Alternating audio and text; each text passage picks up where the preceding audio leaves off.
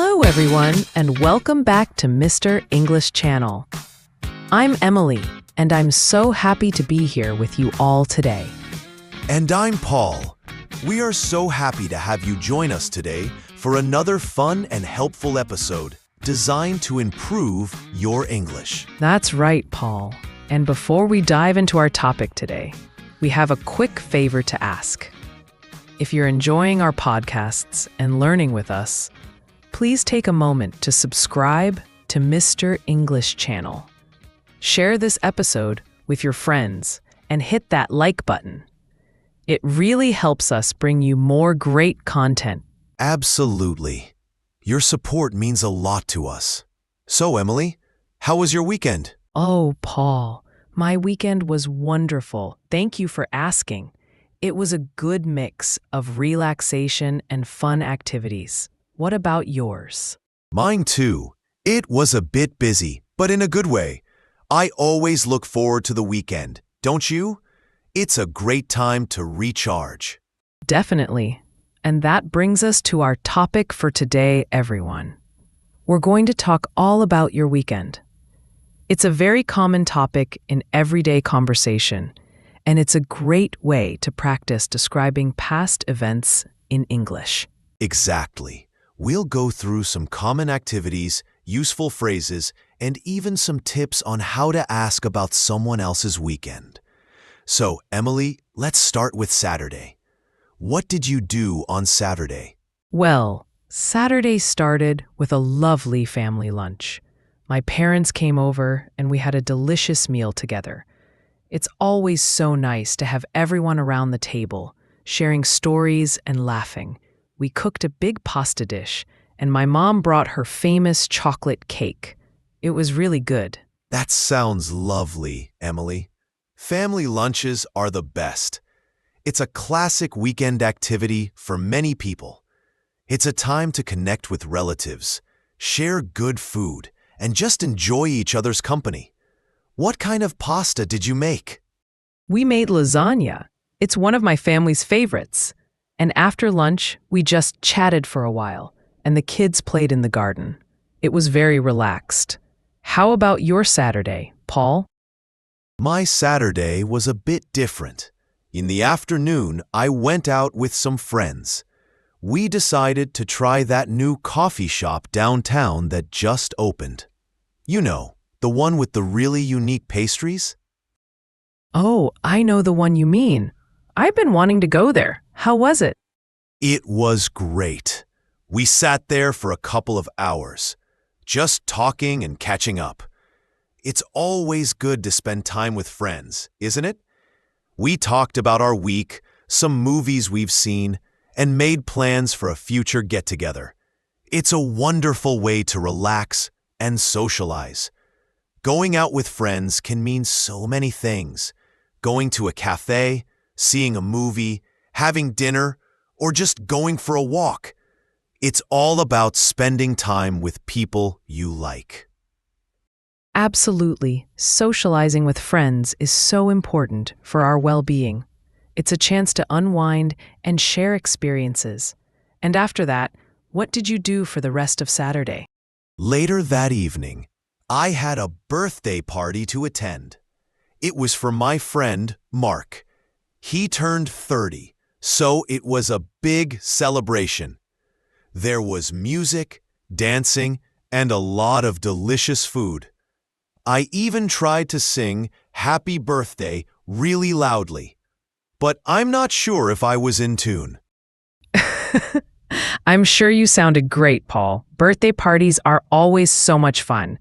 They bring people together to celebrate someone special. Was it a surprise party? No, it wasn't a surprise, but it was still a lot of fun. Everyone was in a good mood, and it was a great way to end the day. Attending a birthday party is another very common weekend activity. You often get to meet new people and try new foods. How about your Saturday evening, Emily? My Saturday evening was much quieter after the family lunch. I decided to have some quality time with my children. We watched a movie together, made popcorn, and just cuddled on the sofa. It was lovely. Sometimes, a calm evening at home is exactly what you need after a busy week. That sounds perfect, Emily. Spending time with the kids is so precious. It's a chance to bond, play games, read stories, or just enjoy each other's presence without distractions. It's a very rewarding part of the weekend for parents. It doesn't always have to be a big outing. Sometimes the simple moments are the best. Exactly. And speaking of calm, let's move on to Sunday. For me, Sunday morning started with going to church. It's something I do every week, and it's a very important part of my routine. I like to go and thank God for life, for my family, for everything good. It helps me feel grateful and ready for the week ahead. That's a beautiful way to start your Sunday, Emily. Attending church or any place of worship is a significant activity for many people. It's a time for reflection, community, and gratitude. It provides a sense of peace and purpose. What else did you do on Sunday? After church, we had a light lunch, and then I spent some more time with my kids. We went to the park. They rode their bikes, and I just watched them play. It was sunny and perfect for being outdoors. Simple pleasures, you know? I do know. And my Sunday was also quite relaxed. In the morning, I decided to do some chores around the house. You know, cleaning up a bit, doing laundry, things like that. Not the most exciting, but necessary. Oh, the dreaded chores. But someone has to do them, right? It's part of keeping our lives organized. Then, did you do anything fun? Yes, after the chores, I decided to relax and read a book. I found a quiet spot in my backyard and just enjoyed the peace and quiet. It was a really nice way to unwind and get ready for the new week. Reading a book or just taking some time for yourself is so important. It really is. It's about balance. So we've talked a lot about what we did. Now, let's think about how our listeners can talk about their weekends. What are some good phrases they can use, Paul? Great question, Emily. Here are some common phrases. First, how was your weekend?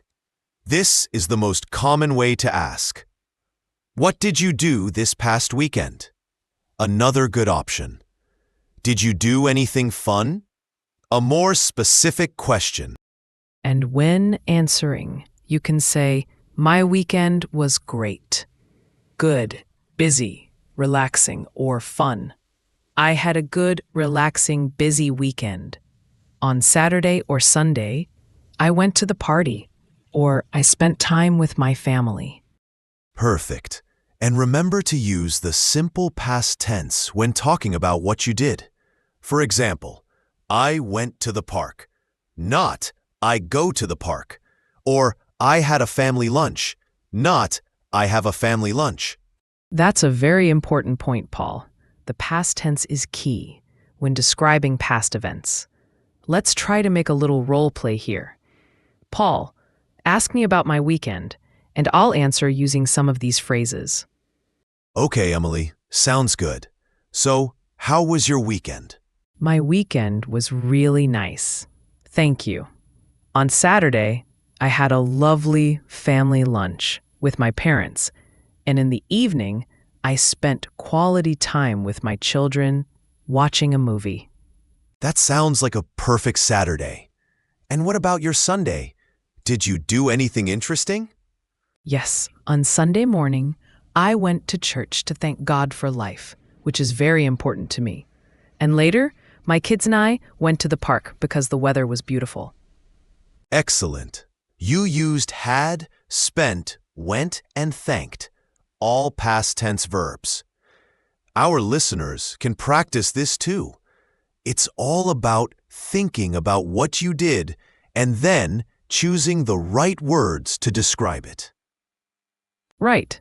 And don't be afraid to add details. Instead of just saying, I ate lunch, you can say, I had a delicious family lunch with my parents. The extra words paint a clear picture.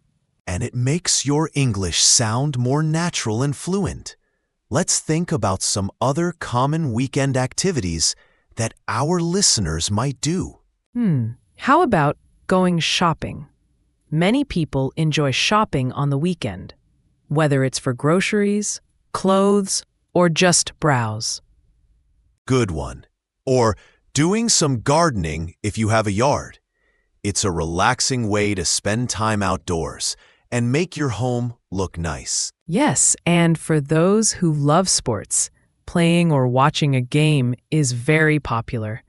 Maybe you played soccer with friends or watched a football game on TV. Or exercising, going for a run, hitting the gym, or taking a yoga class. Weekends are a great time to focus on your health. Absolutely. And for many, the weekend is also a time to relax at home. Maybe just watching TV, reading, or listening to music. Not every weekend has to be packed with activities. That's very true. Sometimes doing nothing is exactly what you need. It's about recharging. So, here are a few tips for our listeners when they want to talk about their weekend. 1. Keep it simple. You don't need to describe every single minute. Focus on the main activities. 2. Use descriptive words. Instead of "it was good," try "it was relaxing," "it was exciting," or "it was busy." 3. Practice with the simple past tense. This is crucial. If you're unsure, look up the past tense of common verbs. 4. Listen actively. When someone asks you about your weekend, also be ready to ask them back. It shows you're engaged in the conversation. 5. Don't worry about mistakes. The most important thing is to communicate. Everyone makes mistakes, even native speakers sometimes. Those are fantastic tips, Emily. Remember, the goal is to communicate and share your experiences. The more you practice, the easier it will become. And it's a great way to learn about other people too. When you ask someone about their weekend, you often discover new things about their life, their hobbies, and their family. It really helps build connections. So next time you meet a friend or colleague, try asking them, "How was your weekend?" and see where the conversation goes. Exactly. It's a natural way to start a friendly chat. And don't forget to prepare a few sentences about your own weekend, even if it was just staying home and watching movies. Right. Every weekend has something interesting to share, even if it's just a moment of peace or a quiet activity. So, Paul, looking ahead, do you have any plans for the upcoming weekend? Let me think. I'm hoping to visit a museum I haven't been to yet, and maybe try out a new recipe for dinner on Saturday. How about you, Emily? Sounds fun. I'm planning to take my kids to a local festival on Saturday, and on Sunday, I'll probably have a relaxed day at home. Maybe catching up on some reading. Wonderful. It's always good to have something to look forward to. Well, everyone, we've had a great time talking about weekends today. We hope this episode helps you feel more confident when discussing this common topic in English. Remember all the different activities we mentioned: family lunch, going out with friends, birthday parties, time with kids, going to church, chores, reading, shopping, gardening, playing sports, exercising, and just relaxing at home. You can use these ideas to talk about your own weekend. And don't forget those key phrases for asking and answering. Practice makes perfect. Try to describe your last weekend to a friend or even just to yourself in English. That's a great idea, Emily. Just speaking out loud helps a lot. So, before we say goodbye for today, we want to ask you again. Please subscribe to Mr. English channel if you haven't already. And if you found this episode helpful, please share it with anyone who is learning English. It helps us reach more learners like you. And finally, we would love to hear about your weekend. Please leave a comment below this episode and tell us, what did you do last weekend? We love reading your messages and learning about your lives. Yes, tell us what fun or relaxing things you did. We can't wait to read them. Thank you so much for joining us on Mr. English channel today. We appreciate your time and dedication to learning English. We'll be back soon with another exciting topic. Until then, keep practicing and have a wonderful week. Bye, everyone. See you next time.